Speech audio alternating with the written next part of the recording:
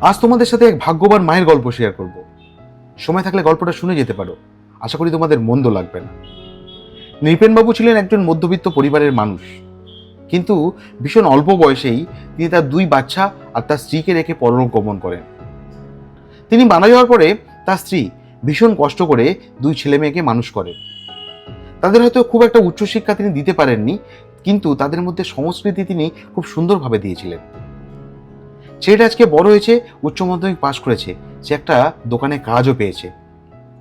মজার দিন তো সেই দিনই যেদিন ছেলেটা প্রথম তার মাইনে পায়। সে মাইনে পেয়ে সোজা একটা শাড়ির দোকানে যায়। দোকানে গিয়ে বলে, স্যার আমার মায়ের জন্য দুটো সুন্দর শাড়ি দিন। দোকানদার তো অবাক। দোকানদার বলে, আরে তোমার মাকে তো আমি চিনি না, তোমার মার কি শাড়ি পরলে ভালো লাগবে সেটা তুমিই বলতে পারবে। তখন ছেলেটা কাঁদতে কাঁদতে বলে, স্যার ছোটবেলায় আমার বাবা মারা গেছেন, আর আমার মা ভীষণ কষ্ট করে আমাদের দুই ভাই বোনকে মানুষ করেছেন, তাই তাকে কখনো আমরা একটা ভালো শাড়ি পরতে দেখিনি। তিনি সবসময় জীর্ণ শাড়িতে থাকতেন, তাই তার কেমন শাড়ি পরলে যে তাকে ভালো লাগবে সেটা আমি আপনাকে বলে বোঝাতে পারবো না। দোকানদার বললো, কোনো ফটো আছে তোমার মায়ের? সেটা বল মানিব্যাগ থেকে তার মায়ের একটা ফটো বের করে দিল। দোকানদার তাকে দুটো শাড়ি দেয়, দিয়ে বলে এর দাম হচ্ছে ১,৫০০ টাকা। তবে তুমি একটা কাজ করতে পারো, তুমি যদি তোমার মায়ের ফটোটা আমাকে দিয়ে যাও তাহলে আরো ৫০০ টাকা ডিসকাউন্ট দেবো তোমাকে। সেটা ভাবলো, আমি মায়ের ফটোটা এনাকে দিয়ে যেতে পারি, আমাকে যদি ৫০০ টাকা ছাড় দেয়।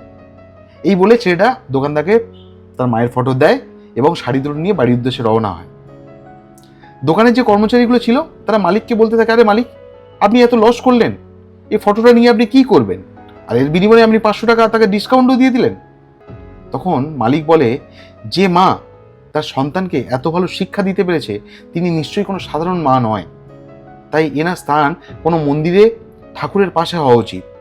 এটা আমি আজ থেকে আমার সিংহাসনের পাশেই রাখবো ওনার মার ছবি, তাতে দেখবে আমার ব্যবসার বিন্দুমাত্র অবনতি হবে না। সত্যি এই মাই হচ্ছে আমাদের প্রধান শিক্ষক। ভগবানের কাছে এটাই প্রার্থনা করব যে সমস্ত মা যেন ভীষণ ভালো থাকে, সুস্থ থাকে। যাই হোক, আজকে গল্পটা এখানে শেষ করলাম। গল্পটা কেমন লাগলো অবশ্যই কমেন্টে জানাতে ভুলো না। বাই বাই, সবাই ভীষণ ভালো থেকো, সুস্থ থেকো, সবাইকে ভালো রেখো।